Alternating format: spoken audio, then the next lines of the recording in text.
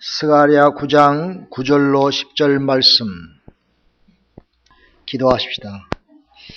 하나님 감사합니다. 오늘 우리의 마음을 여오니 주님의 말씀이 떨어져서 만배 열매가 맺혀게 해 주옵소서.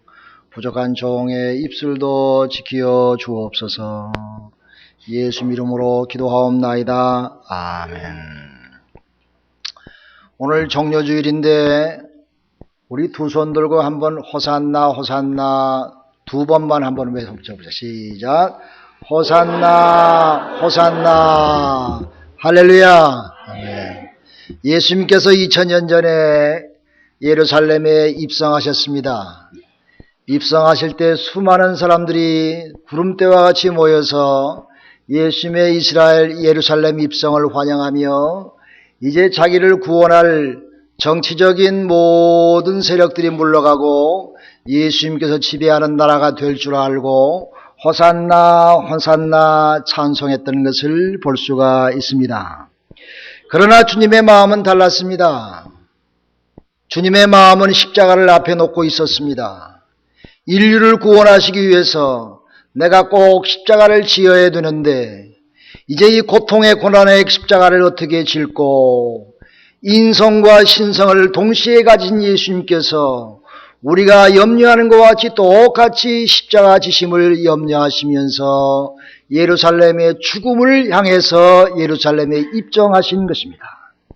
세상 죄를 지고 하는 어린 양, 마지막에 죽음의 길을 가심으로 우리에게 영원한 영생의 길을 허락하시기 위해서 예루살렘에 입성하셨던 것입니다. 사랑하는 여러분, 예루살렘에 입성하신 것은 예수님의 최후의 승리인 줄로 믿으시길 바랍니다. 예수님은 그 쓴 잔을 마시기를 원치 아니하셨습니다.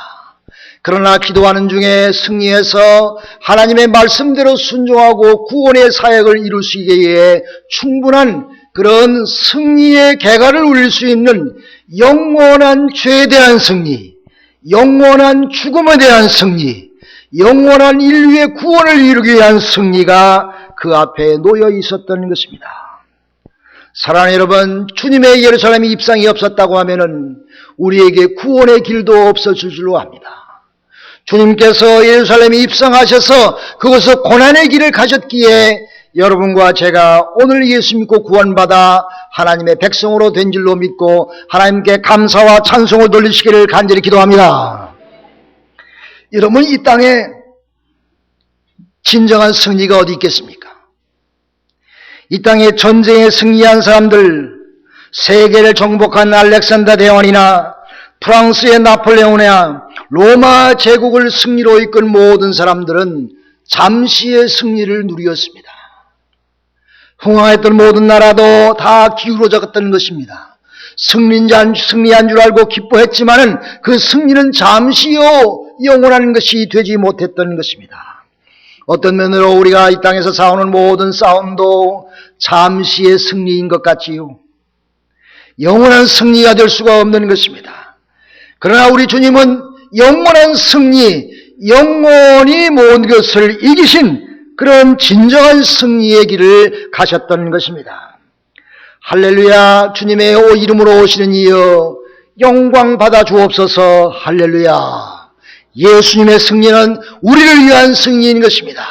우리 모두를 위한 승리인 것입니다. 그렇다고 하면은 주님이 누렸던 승리가 우리의 승리가 되었다고 하면은 우리도 그렇게 진정한 승리의 길을 삶을 살아야 될 줄로 믿습니다.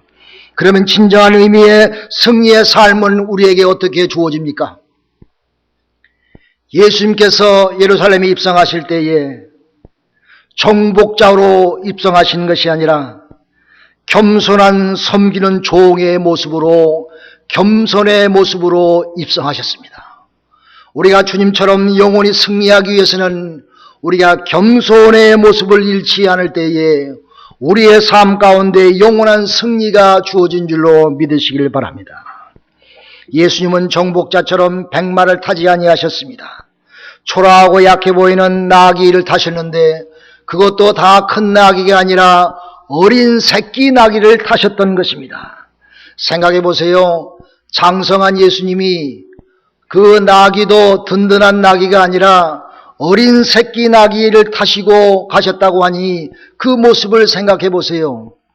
아마도 어른이 세발 자전거 타고 띠뚱띠뚱 가는 것과 비슷하리라 생각하는 것입니다.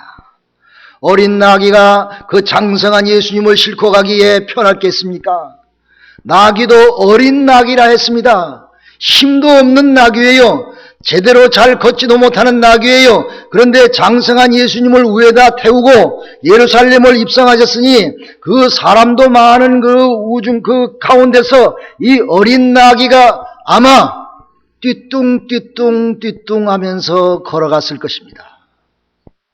그 위에 타고 있는 장성한 예수의 모습은 정말 백말 탄 그 장수가 내려다볼 때는 가소롭기 그지없는 그런 우스꽝스러운 모습이었을 것입니다. 예수님은 온유하고 겸손하시기에 어린 나귀를 타고 가셨던 것입니다. 그런 겸손하다고는 말은 비천한 자리에 처할 줄 알고 괴로운 십자가를 질 줄 안다고 하는 말씀인 것입니다. 즉 자기를 비어서 사람들에게 멸시를 당하고 거절을 당할 수 있다고 하는 그 모습이 겸손의 모습인 것입니다. 그의 위엄을 표시하거나 남에게 해받음을 불쾌하게 여기지 아니하시고 처음부터 끝까지 자기를 낮추셨습니다. 처음부터 끝까지 자기의 죽음의 길을 가는 마지막 예루살렘 입성까지도 그런 겸손의 모습으로 어린 나귀 새끼를 타고 들어가셨던 것입니다. 마태복음 11장 29절 말씀 보니까 주님께서 말씀하시기를 나는 마음이 온유하고 겸손하니 너희는 내게 와 배우라 했습니다. 그러므로 우리는 예수에게 배우는 것은 겸손을 배우는 것입니다. 예수님의 온유함을 배우는 것입니다. 예수님께 나오는 자는 온유한 마음을 갖게 되며 겸손한 마음을 갖게 되며 주님께서 겸손의 모습으로 예루살렘 세계 만방을 지배한 것처럼 최후의 승리를 이룬 것처럼 그런 자가 승리할 줄로 믿으시기를 간절히 기도합니다. 여러분 생각해 보세요. 인간적으로 생각하면은 예수님께서 마지막 죽으시기 전에 아마 인간적으로 생각하면은 나도 한번 영광 받고 싶은 마음이 있었을 것입니다. 예수님도 이제 마지막 들어가는 입성, 자기 생에 있어서 세상에 한번 위험을 나타날 유일한 순간이었다고 인간적으로 생각할 수 있었을 것입니다. 그러나 그는 귀인들이 타는 말이나 금마차를 타고 오지 아니하시고 타기 좋은 나귀가 아니라 작고 어린 아기의 나귀를 타고 수치스러운 모습을 보이면서 겸손한 모습을 보이면서 예루살렘에 입성하셨던 것입니다. 그가 타는 나귀는 아름다운 장식품도 없었습니다. 아름다운 그런 기구도 없었습니다. 단지 제자들이 때 묻은 냄새나는 옷을 그 마의 그 어린 나귀 등 뒤에 깔아놓고 예수님께서 그 더러운 옷 위에 앉으셔서 어린 나귀를 타고 가는 그 예수의 모습을 한번 기억해 보세요. 그 모습이야말로 겸손의 모습이며 섬기는 모습이며 내가 영광을 받고 싶은 마음이 아니라 섬기고 영광을 우리에게 주는 그런 귀한 모습인 겸비의 모습으로 우리에게 오셨던 것입니다. 여러분 이런 겸비한 모습, 겸손한 모습으로 예수님께서 예루살렘에 입성하셨기에 그에게 최후의 승리가 주어진 것처럼 우리가 이 땅에서 예수님과 같이 할 때에 우리 주위에서 내가 하는 삶에 진정한 의미의 승리가 여러분과 저의 것이 될 줄로 믿습니다. 그러므로 진정한 의미의 승리는 겸손의 모습을 입고 있을 때에 진정하게 내가 승리할 수가 있는 것입니다. 예수님께서 어찌해서 승리하셨습니까? 두 번째로 예수님은 평화의 왕으로 그들에게 오시었습니다. 평화의 왕의 모습으로 예루살렘에 입성하셨기에 영원히 승리했던 것입니다. 총칼로 정복하는 정복자의 모습이 아니고 평화의 왕으로 오셨기에 그는 영원히 승리할 수가 있었던 것입니다. 여러분 간디가 인도를 해방시킬 때에 무저항주의로 평화주의로 나왔기 때문에 그 나라의 피를 별로 흘리지 않고 영국에서부터 자유할 수 있는 독립을 이루었던 것입니다. 어떤 면으로 우리가 총칼로 원수를 갚고 남을 무너뜨림으로 인해서 내가 정복자의 승리가 있는 것이 아니라 내가 내 삶 가운데 진정한 평화를 이룰 때에 진정한 의미에서 승리가 여러분과 저에게 있는 줄로 믿으시기를 간절히 기도합니다. 예수님께서 이렇게 말씀하셨어요. 내가 에브라함의 병거와 예루살렘의 말을 끊겠다 그랬습니다. 스가랴 선지자가 예수님 나타나시기 전 수백 년 전에 미리 구약시대의 예수님에 대해서 예언하신 말씀이지요. 예수님께서는 이 땅에서 평화의 왕으로 오셔서 에브라함의 병거와 예루살렘의 모든 말을 끊겠고 모든 전쟁을 다 끊치게 할 것이니라 그랬습니다. 이 땅 위에 화평을 이룸으로써 평화를 나눔으로써 세상에 평화가 이루어진다고 하는 것입니다. 모든 것을 적대하는 적대 관계의 원수의 관계가 아니라 전쟁의 모든 활을 꺾으며 칼을 쳐서 보습을 만들며 하나님의 평화를 이루기 위하여 예수님께서 들어가셨던 것입니다. 사랑하는 여러분, 오늘도 세계 방방곡곡에 예수님의 평화의 복음이 전파되는 곳에 전쟁과 싸움이 그치고 주님의 은혜와 평안과 사랑이 넘칠 줄로 믿으시길 바랍니다. 여러분, 사람들은 다 평화를 갈구합니다. 다 평화를 좋아하지요. 평화롭게 서로 잘 살기를 원하지요. 그러나 왜 이것이 잘 이루어지지 않습니까? 왜냐하면 사람들이 원하는 평화는 다 자기중심적인 평화인 것입니다. 자기 자신의 평안이나 사람들과의 평화를 이루지 못하고 다 다툼과 긴장 관계에서 내가 이기면 되지 나만의 평화를 이루지 않은 욕심 때문에 진정한 의미의 평화가 이루어지지 않는 것입니다. 일반적으로 자기만 평안하면 만사가 다 어떻게 되든지 상관하지 않겠다는 생각이 보통의 생각인 것입니다. 자신의 평화를 위하여 소수를 억압하는 것은 당연하다고 생각하는 것입니다. 대를 위하여 소수가 희생당하는 것은 당연하다고 생각하는 것입니다. 자기의 평화를 위하여 자기의 성공을 위하여 남의 실패와 불행은 곧 나의 성공이요 행복이라 생각하는 것입니다. 남을 누르고 올라서야 자기가 평화를 누린다 생각하는 것입니다. 그러나 우리 주님은 진정한 평화는 그러한 평화가 아니었던 것입니다. 여러분, 권력과 힘으로 또는 재물로 이루어지는 평화는 잠시인 것입니다. 그것은 진정한 평화가 아닌 것입니다. 오히려 이웃을 사랑하며 이웃을 섬기며 나 자신을 버리며 이 땅의 평화의 왕으로 오신 주님이 있었기에 진정이 거기에 평화가 이루어졌던 것을 우리는 분명히 깨닫게 되는 것입니다. 여러분, 신랑 신부가 결혼하면은 결혼 초기에는 맨날 투닥투닥 싸웁니다. 물론 사랑하지만 왜? 가정의 주도권을 잡기 위해서. 내가 와이프한테 내가 눌리지 않지. 나는 우리 남편한테 눌리지 않지. 기싸움을 합니다. 처음에. 그래야 자기가 편하다고 생각하는 거예요. 내가 기싸움에 이겨야 내가 편하다고 생각하는 거예요. 그래서 결혼 초기에는 자기가 이기려고 그 가정에 큰 힘을 좌우하려고 기싸움을 한다고 합니다. 여러분, 회사에서도 마찬가지죠. 내가 모든 사람들에게 인정받기 위해서, 내가 모든 사람들보다 으뜸되기 위해서 자기의 추종을 불허하며 모든 사람이 자기를 추종할 때에 자기가 견제하면서 그렇게 자꾸 누를 때 자기가 든든히 서게 되며 자기가 진정한 평화가 이루어진다고 착각하고 사는 것입니다. 예수님의 제자들도 누가 크냐 누가 작으냐 싸움했지요. 예수님께서 섬기는 자가 크다고 그랬습니다. 친구를 위하여 목숨을 버리는 자가 진정에 승리한다고 그랬습니다. 그러므로 예수님이 생각하는 평화와 우리 인간 사회에 생각하는 평화는 어떤 면으로 완전히 하늘과 땅의 차이가 있는 것을 우리가 볼 수가 있는 것입니다.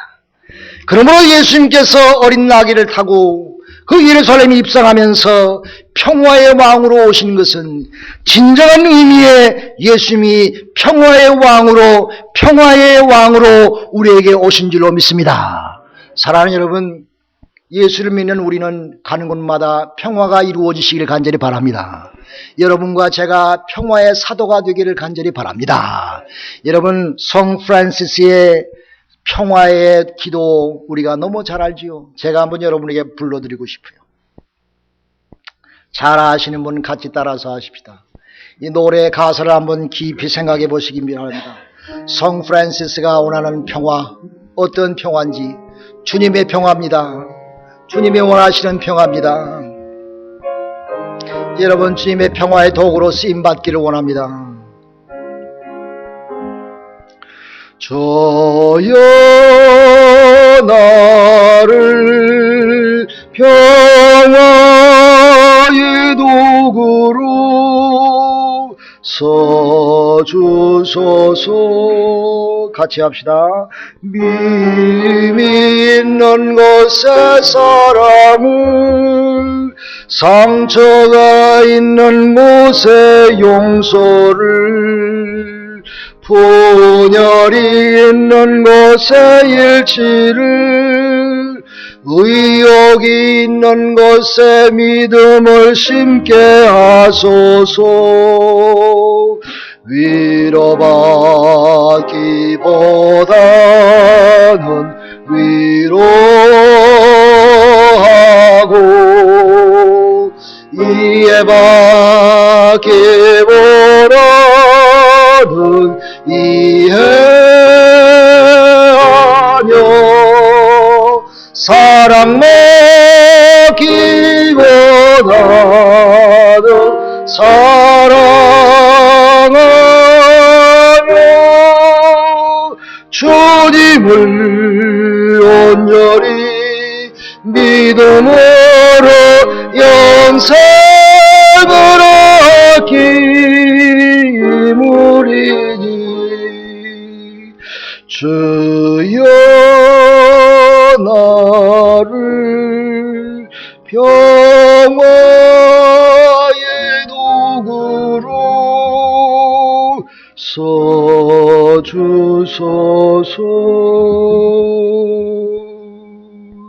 할렐루야. 우리가 신앙의 위대한 인물 가운데 야곱을 들어보면 야곱의 전생은 약탈자의 삶이었습니다. 그러나 도망자의 신세로 산 이 야곱은 주는 자, 치는 자, 완전히 패배자의 인생을 살았던 것입니다. 그러나 야곱의 삶을 보면은 그 후반기의 삶이 진정한 평화의 삶이었으며 진정한 축복의 삶이었던 것을 우리는 기억합니다. 하나님께서 베델에서 야곱에게 나타나 말씀하시기를, 나는 여호와 만군의 하나님이니 내가 너와 함께하리라. 나는 아브라함의 하나님이요 야곱의 이삭의 하나님이요 너의 조상의 하나님이며, 내가 너가 어디를 가든지 내가 너를 축복하며 너와 함께하리라. 하나님은 야곱에게 약속하셨던 것입니다. 초라한 야곱에게, 실패자의 야곱에게, 자기의 약탈자의 삶을 바라보는 그때에 하나님은 야곱에게 나타나셔서 진정한 축복의 아버지로 그에게 나타나셨던 것입니다. 여러분, 야곱은 그 후부터 실패자의 삶을 살았습니다. 삼촌 라반의 농락에 놀아나가지고 싹도 잘 맞지 못하고 10번씩이나 자기의 품삯을 속였습니다. 그 삼촌이. 그래도 이 야곱은 아무 말도 못하고 거기에서 살 수밖에 없었습니다. 야곱은 라헬을 사랑했었습니다. 라헬과 사랑해서 7년 동안이라면 라헬을 준다고 하는 약속을 받았던 이 야곱, 그러나 알고 보더니 레아가 왔었습니다. 그것도 속았습니다. 그러나 이 야곱은 실망하지 않고 자기의 실패의 삶이지만은 그것을 묵묵히 7년을 더 일해서 레아도 자기의 부인으로 맞이했던 것입니다. 20년씩이나 삼촌 라반의 밑에서 밤낮을 가리지 않고 피나게 땀나게 일할 수밖에 없었으며, 그러나 하나님께서 이 실패자 야곱에게 축복의 손길을 함께 하셨던 것을 볼 수가 있습니다. 성경에 보니까 라반이 거부가 된 것은 하나님이 야곱을 축복하셨기 때문에 야곱을 축복하신 하나님께서 그 삼촌 라반도 축복하셨다 그랬습니다. 그러므로 야곱이 거기서 큰 거부가 되면 물론이요, 그 삼촌 라반보다 더 부자가 되었습니다.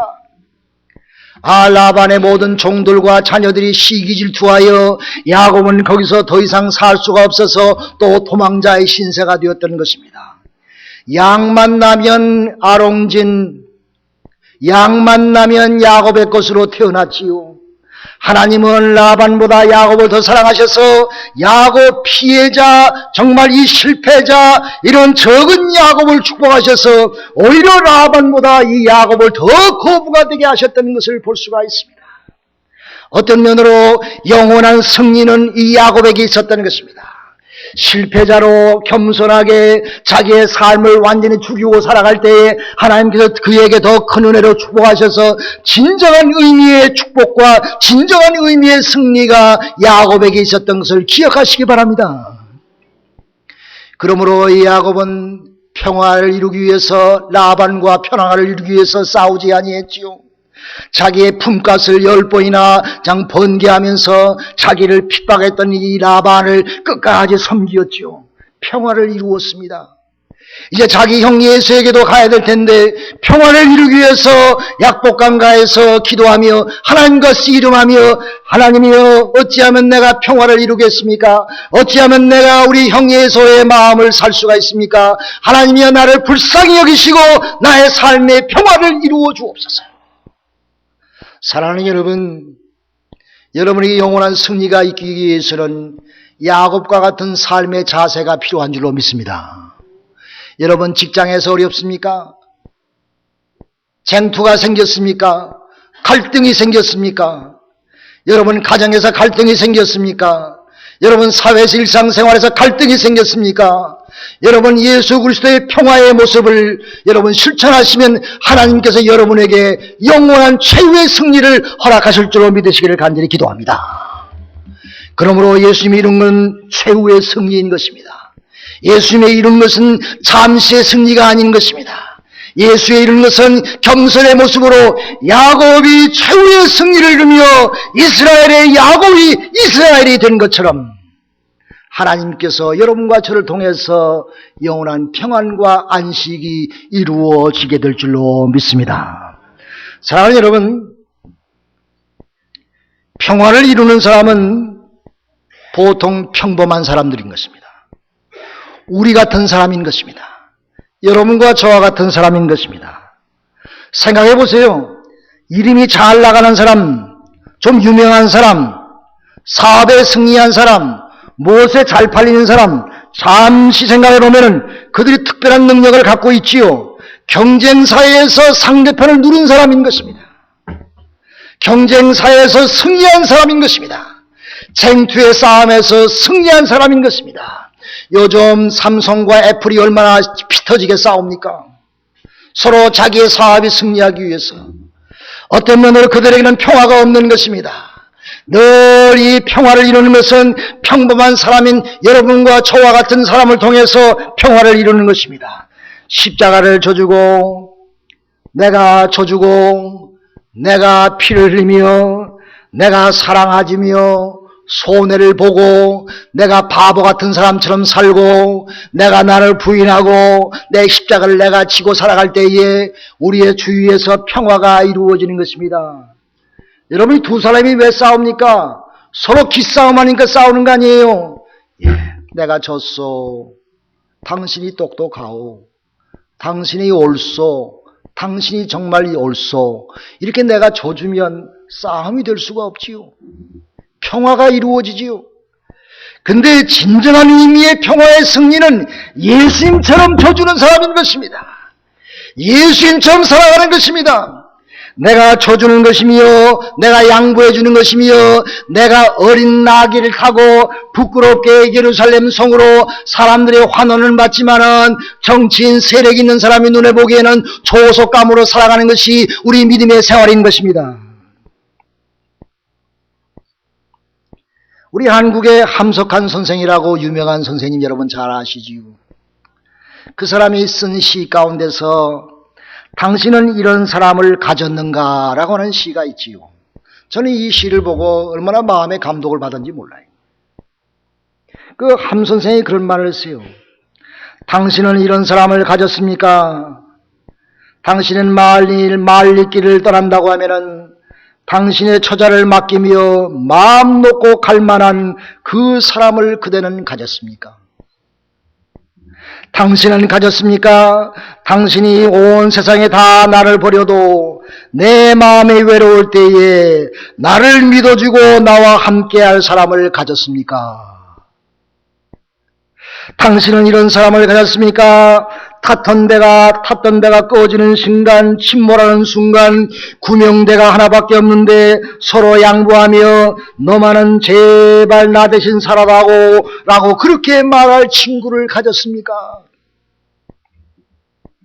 당신은 가졌습니까? 불의의 사형장에서 다 죽여도 너의 세상 빛을 위해서 저 사람만 살려주시오 라고 얘기할 수 있는 그런 진실한 친구를 가졌습니까? 당신은 가졌습니까? 잊지 못할 세상을 놓고 떠나갈 때에 내가 저 사람 하나 있으니 내가 빙긋이 웃고 눈을 감을 내 상대가 있으니 나는 빙긋이 울면서 웃으면서 가오 라고 하는 사람을 가졌습니까? 사랑하는 여러분, 예수님께서 말씀하시기를 친구를 위하여 목숨을 버리면 이에서 더 큰 사랑이 없다고 했습니까? 그런 친구를 여러분 가졌습니까? 왜 없습니까? 내가 그런 친구가 되어주지 못하기 때문인 것입니다. 내가 그런 친구가 되어질 때에, 내가 정말 평화의 사도로 갈 때에, 내가 정말 겸손의 모습으로 어린 나귀를 타고 갈 때에 진정한 의미에서 친구가 나에게 생기는 것입니다. 여러분 주위에는 경쟁자밖에 없습니까? 내가 늘 경쟁자로 살아왔기 때문인 것입니다. 뿌린 대로 거두는 것입니다. 내가 잠시의 승리를 위해서, 잠시의 이득을 얻기 위해서, 잠시의 인정을 받게 하기 위해서 내가 남을 누르고 남을 업심여기며 남을 지배하는 그런 삶을 산다고 하면은 우리의 삶 가운데 영원한 승리는 없는 것입니다. 사랑하는 성도 여러분, 오늘 이 종려주일에 예수님께서 예루살렘에 입성하실 때에 초라한 어린 나귀를 타고 띠뚱띠뚱 하면서 예루살렘을 입성하신 그 모습을 생각하며 여러분 그런 섬기는 자세로 겸손한 모습으로 평화의 모습으로 다가가시기를 바랍니다. 그럴 때에 여러분 진정한 의미의 크리스찬이 되는 것입니다. 진정한 의미의 영원한 승리가 우리에게 있을 줄로 믿습니다. 기도하십시다.